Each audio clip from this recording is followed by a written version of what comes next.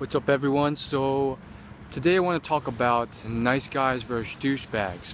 So there's this whole misconception that's been brought about by all the changes in our culture, technology.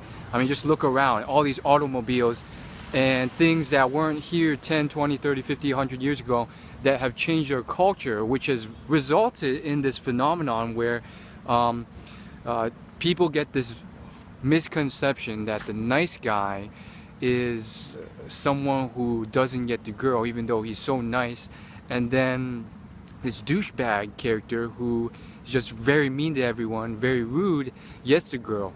And it can be used as a blanket statement simplification of a much bigger problem. So here's one of the big things, probably the simplest things that I think should be addressed and should be put forward to help you nice guys out there. Oftentimes these nice guys are not that nice.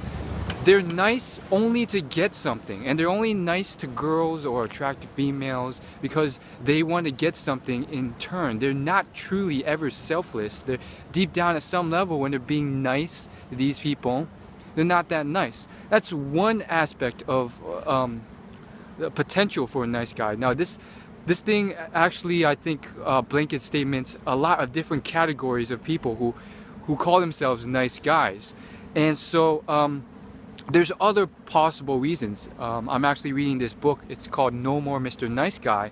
It's a book that's gotten hundreds of very positive reviews, tons of copies sold.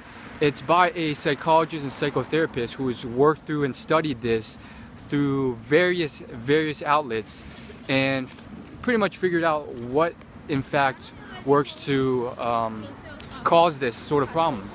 On the flip side though, it's like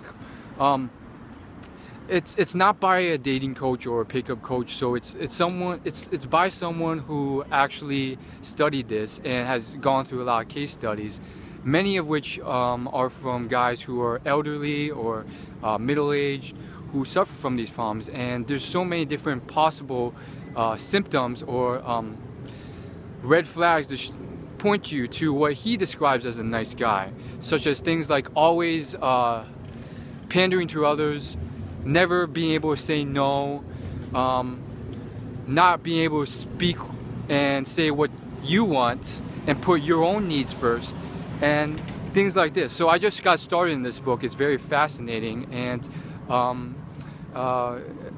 yeah, I'll tell you what I think about that. But as far as the douchebag category, that's also a huge blanket statement for a guy who these nice people, these nice guys will say, hey, you're a douchebag, you're a idiot, I don't know, you're someone who's rude and mean to everyone.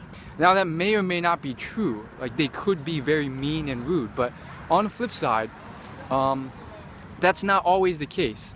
When you think it through, sometimes they just are assertive people who are willing to disagree with the girl, willing to put their own needs first, and willing to do say negative things or disagree with the girl.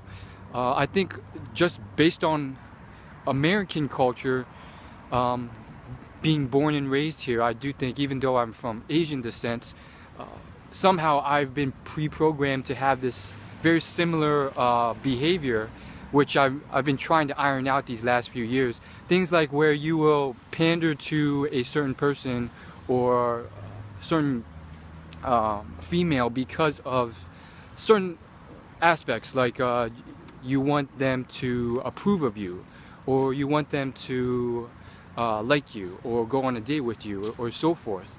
And you'll never ever say anything that conflicts with that and so forth, because you want them to be, you want to have so much in common and agree with you and so forth. But long story short, you end up becoming a doormat rather than a actual person, and they actually want relationships with actual people.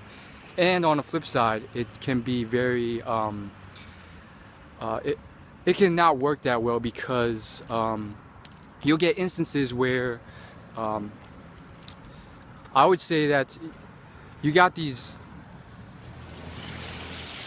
people, and it's good to disagree with them, to show that you're not a doormat, to show that you have different opinions, or to show that you're right, or because you actually are right, and so forth.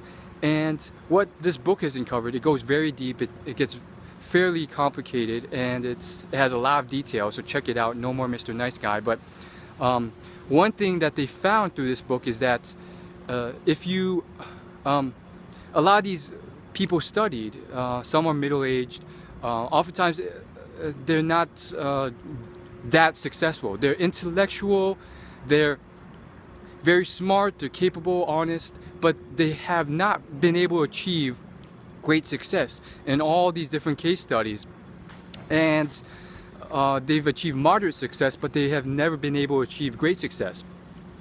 So why is this possible case? Well, potentially this pandering and this approval seeking and always agreeing to what everyone says can cause a lot of problems that limit your excellence and success in life. Let's say there's a horrible business decision, and you know it's horrible, and you don't think it's a good move, and it logically doesn't make sense. But you don't want to rock the boat. You don't want to sway with the boat. That can lead to enormous problems. So that's the general outlay of this whole difference between nice guys and douchebags. So that's all I really want to say. And again, this is just my amateur, novice opinion. And yeah, if anything else, I definitely think that this book will be useful for a lot of you guys. It has remarkable rave reviews. It has like 500 reviews with an average of 4.5 stars on Amazon.com. So check it out. It's called No More Mr. Nice Guy by Robert Glover, I believe. And yeah, it is very fascinating. So check it out. See ya.